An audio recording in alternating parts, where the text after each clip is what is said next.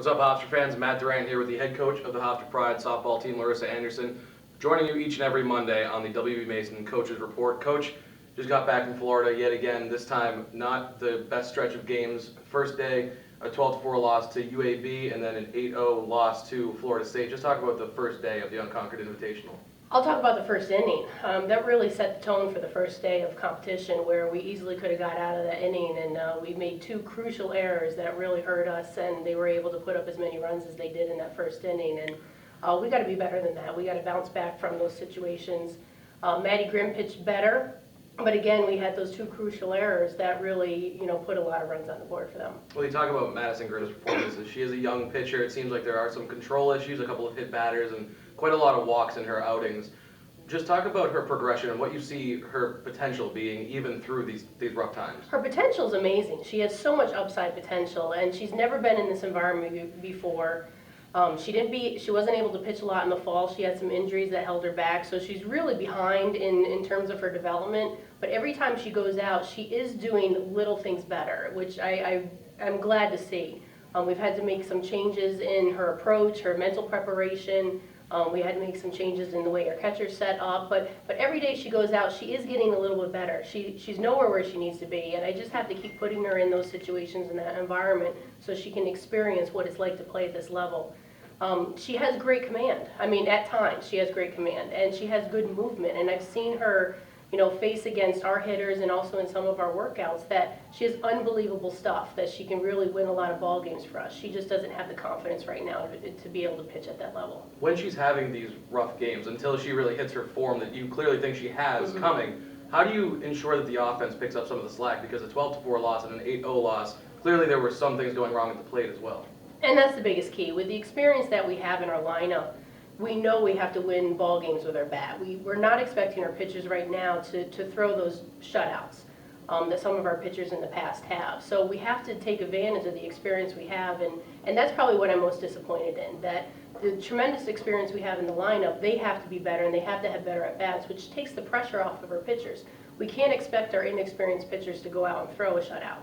So we have to put more run production on the board, and that's where we need to get better. You look at the second day of the Unconquered, a better day, 1-1, but still another loss to UAB. How do you explain two losses to the same team, even though it seemed like you are saying you learned quite a lot from the first loss? We didn't make any adjustments. We didn't make any adjustments at the plate. They played great. They pitched to our weakness, and we kept doing the same thing, getting the same results, which you can't win ball games that way. And that's where our experience needs to be able to make those adjustments in the batter's box. They have to know, how is the opposing team trying to get us out? How do we counteract that to be able to capitalize when the pitcher does make a mistake? And they stayed in one spot. They beat us with one pitch, and we didn't make an adjustment with that. That's where we need to get better. We have to be able to go in and know what our plan is and be able to execute our plan. Well, there is obviously a talent differential between Bradley and UAB. However, against Bradley, it just seemed like things were going right at the plate and in the field in the circle. Just what do you think was different against that team? We talk about tough teams win on Sunday, on getaway day, and we had to play mentally stronger and not give in and not get down. And I've seen a trend that when our pitchers in that first inning of the game, they do struggle a little bit, and we're putting way too many leadoff batters on base. And I see that the atmosphere of the team is just getting down, and they're not responding to that. And in Bradley, they were able to stay in the game, and Peslak made some unbelievable pitches, got out of some key situations, what really carried the momentum into the batter's box. What I liked, what we did yesterday, is that we executed some combo situations. We had a great squeeze play by Petrofessa that was unbelievable. We had some key pinch hit opportunities with Isabel Hansberry having her first collegiate bat, having RBI pinch hit there. So we really developed, the entire team contributed to that win, and Peslak just kept us in the ball game. Well, you sort of bring up a preview of what's about to come. That last day, it seemed like Isabel Hansberry was sort of a spark. What do you see for her this season, potentially being able to be tossing that pinch hitter role multiple times? It's not just her, it's everybody that's in the dugout, and anybody can be called upon at any situation. And what I've been explaining to the team is that I have to put them in situations that they're going to be successful. What is the matchup? What is the pitcher throwing? What types of pitches?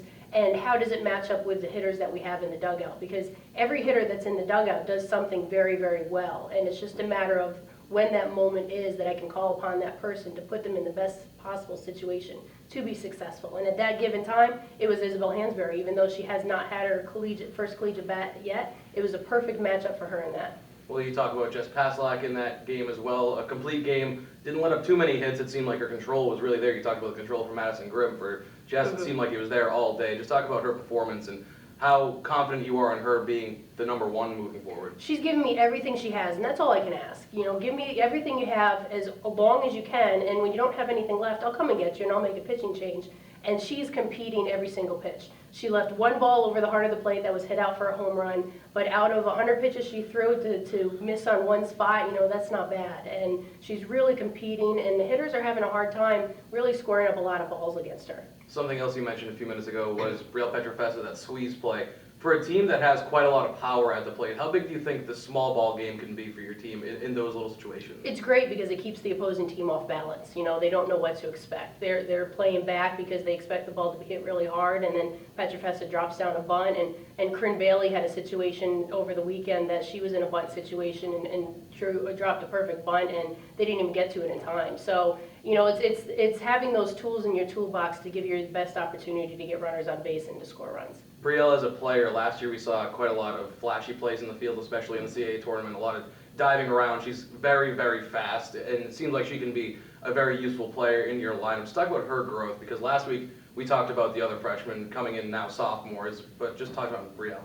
It's great when freshmen play, because then you know that second year that their experience and their confidence level increases.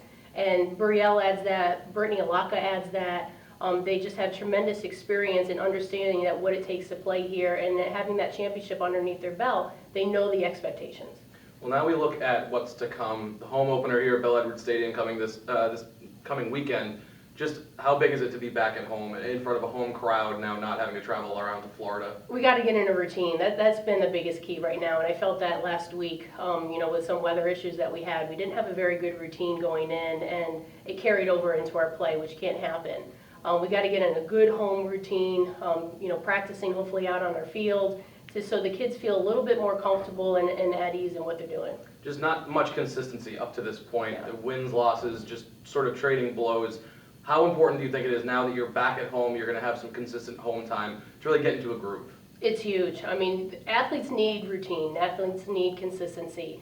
And we just have to get on a roll here to be able to be outside, to see live pitching, to feel good about what we're doing and the preparation that we're doing leading up to games. So it's tremendous. What do you think the one thing that you can learn from that on and off type of play in Florida up until this point? What do you think the one thing is you can take away from all of that? Is just putting my athletes in a situation to have a plan and to execute their plan and to know what that is day in and day out.